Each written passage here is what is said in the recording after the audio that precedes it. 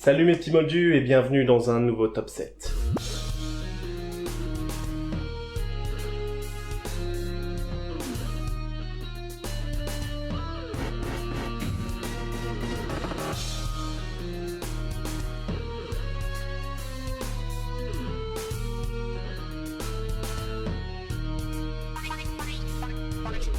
L'univers des théories est un monde incroyable où l'on peut croiser de tout. De l'idée la plus aiguisée à la pensée la plus saugrenue, elle est un moyen pour beaucoup de prolonger une histoire, de partir à la recherche de secrets, d'explications, de faire vivre, survivre une saga. Pour moi, une bonne théorie est une théorie cohérente avec son univers, et qui peut parfois expliquer un détail, sublimer un personnage. Elle n'a pas à être vraie, validée, cela ne reste qu'une théorie. Mais forcément, les meilleures théories pour moi ne seront pas les plus grandes, les plus compliquées. Une trop longue théorie a d'autant plus de chances de tomber en morceaux, d'avoir beaucoup trop d'incohérences. N'oubliez pas qu'il s'agit de mon top 7 personnel, donc si vous avez d'autres théories préférées, n'hésitez pas à les défendre en commentaire. Maintenant, on part tout de suite à l'aventure en découvrant le top 7 des meilleures théories de la saga Harry Potter.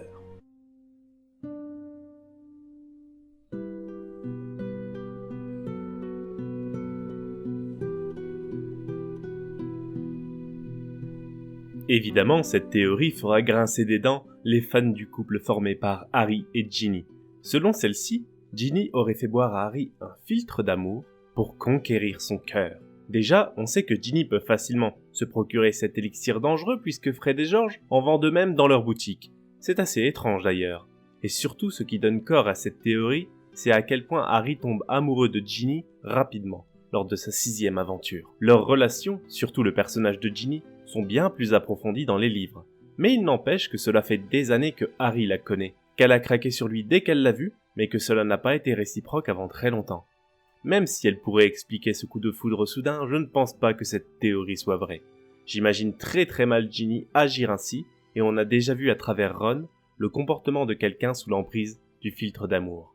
Je pense tout simplement que Harry a eu envie d'être avec Ginny, pile au moment où celle-ci n'était plus tellement intéressée par lui, un grand classique. Mais pour quelqu'un qui n'apprécie pas beaucoup le couple Harry-Ginny, pardonnez-moi, mais c'est un petit plaisir coupable.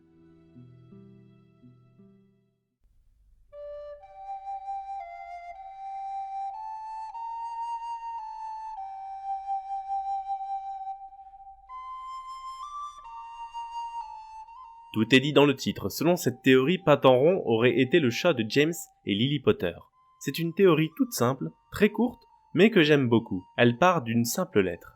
La fameuse lettre que Harry retrouve chez Sirius dans le roman Les Reliques de la Mort, dans laquelle on apprend que Lily Potter avait un chat qui a disparu après l'attaque de Voldemort. Et ce qui donne plus de poids à cette théorie, c'est le comportement de Patenron dans Harry Potter et le prisonnier d'Azkaban. Il détecte immédiatement que quelque chose ne va pas avec Croutard, et il est exceptionnellement sympathique avec Sirius sous sa forme de chien, comme s'il connaissait déjà ses personnages, comme s'il avait été proche des maraudeurs. Malheureusement, J.K. Rowling a confirmé depuis que Patenron était mi-chat, mi-flaireur, une créature très intelligente, capable de flairer les personnes louches, ce qui fragilise sensiblement la théorie. Mais j'aimais trop cette idée d'un animal venant du passé lointain de Harry et le retrouvant malgré tout, bien qu'il soit plus proche d'Hermione. Un instinct d'animal a toujours retrouvé les personnes qu'il a aimées.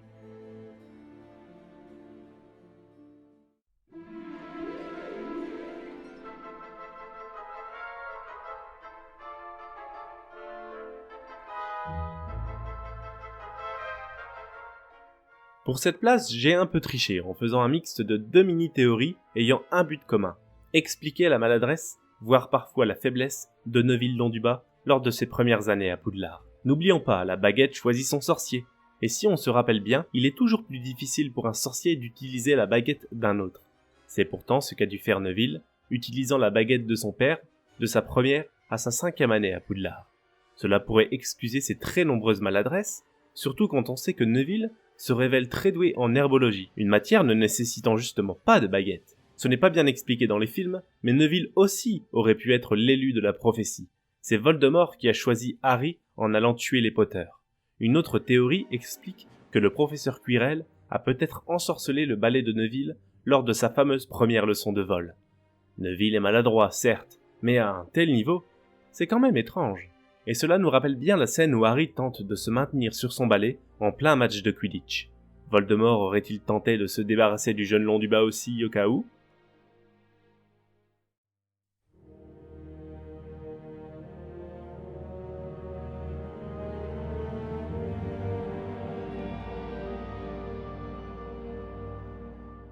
Souvenez-vous, dans Harry Potter et la Coupe de Feu, Harry et Cédric arrivent au bout du labyrinthe ensemble. Ils se font piéger par le trophée des 3 sorciers transformés en porte-au-loin qui les envoie au cimetière, près de Voldemort. Et c'est par ce même porte-au-loin que s'enfuira Harry quelques instants plus tard, échappant aux griffes du Seigneur des Ténèbres. Mais pourquoi le porte-au-loin fonctionnait dans les deux sens, laissant à Harry cette porte de sortie aussi grossière? C'est à cette question que tente de répondre cette théorie, selon laquelle Voldemort lui-même comptait utiliser le porte-au-loin pour entrer à Poudlard. Étant trop faible, tout juste ressuscité, il aurait prévu de prendre l'apparence de Harry grâce à du polynectar. Il aurait pu ainsi atteindre Poudlard, Dumbledore facilement, ou prendre par surprise tout le monde, plutôt que de foncer tête baissée, avec les Mange-Morts. J'ai choisi cette théorie parce que je la trouve très intéressante, et savoir que Voldemort aurait pu se retrouver au milieu de Poudlard, derrière les lunettes de notre héros, cela donne des frissons. Je ne pense pas du tout qu'elle soit vraie malheureusement, car j'imagine mal l'ego de Voldemort supporter un tel stratagème, prendre l'apparence de son pire ennemi. Il s'est toujours senti égal ou plus fort que Dumbledore. Il ne l'aurait pas tué avec cette facilité. Mais cette théorie est très enivrante, et elle explique une faiblesse majeure du plan pourtant très bien articulé de Voldemort dans la Coupe de Feu. Cette issue si facile.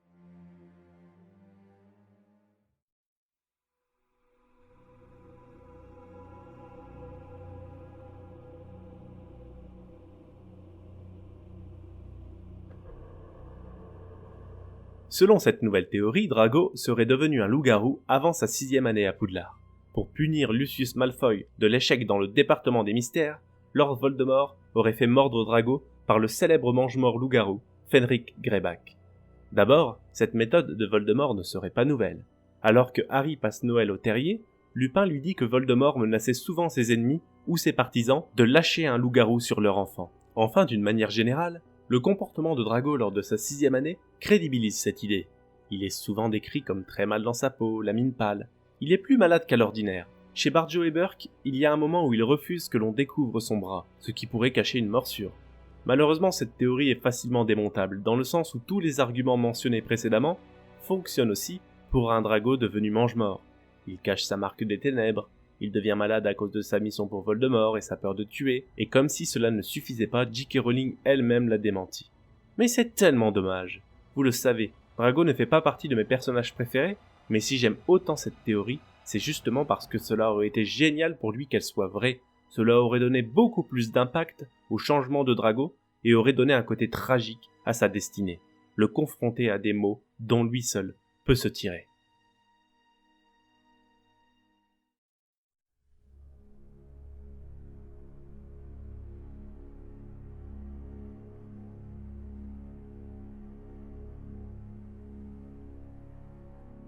Cette théorie des plus poétiques suggère que lors de sa première rencontre avec Harry, Severus Rogue aurait caché volontairement des références à sa mère, à la mort de celle-ci et au deuil impossible qui le ronge. Alors que Harry n'est pas très attentif à ce qu'il dit, Rogue lui pose des questions de potions pour le mettre mal à l'aise. Il demande alors « Potter, qu'est-ce que j'obtiens si j'ajoute de la poudre d'asphodèle à une infusion d'absinthe ou armoise ?»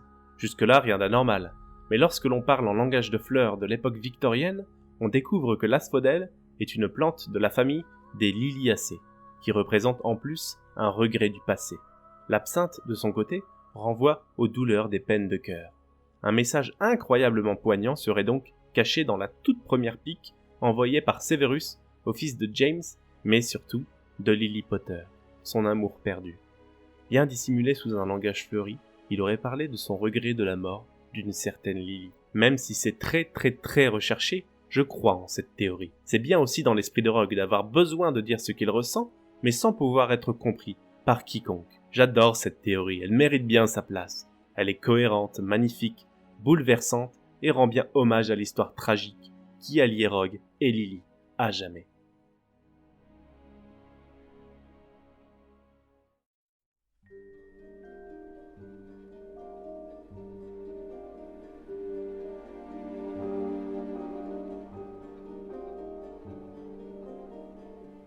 Alors que les théories précédentes étaient plus dans l'explication d'un événement, d'une problématique, cette belle idée est beaucoup plus métaphorique, dans l'analyse de l'histoire dans sa globalité. J.K. Rowling elle-même n'a trouvé aucune incohérence à cette théorie, et l'apprécie beaucoup d'ailleurs. Selon cette théorie, l'histoire de Harry Potter, en particulier la fin, est comme une réadaptation du conte des trois frères.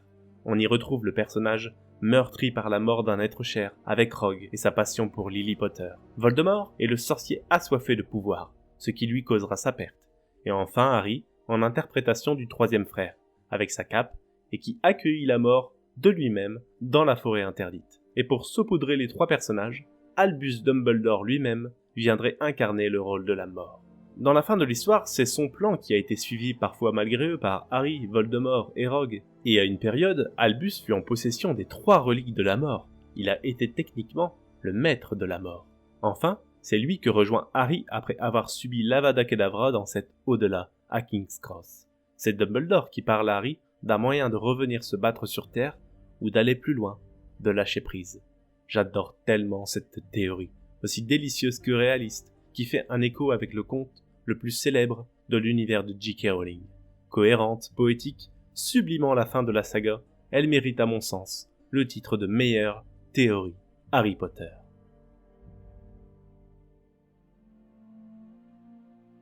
Et voilà mes petits moldus, j'espère que ce nouveau classement vous a plu et que ces théories aussi. Bien sûr, il y en a encore énormément d'autres, mais vos idées sont aussi les bienvenues que la mienne sur cette chaîne. Alors si vous aimez ces théories, défendez-les en commentaire. Bien sûr, une théorie est quelque chose de très compliqué à expliquer. Ici, on n'a fait que survoler les 7 meilleures théories de la saga Harry Potter.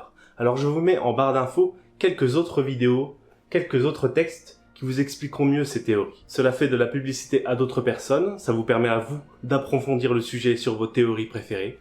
Tout le monde est gagnant. Si la vidéo t'a plu et que tu veux d'autres tops, n'oublie pas de t'abonner à la chaîne de vous savez qui. Si tu ne le fais pas, Greyback pourrait venir dans la nuit pour te mordre. Ce serait dommage quand même. Allez, mais fait accompli.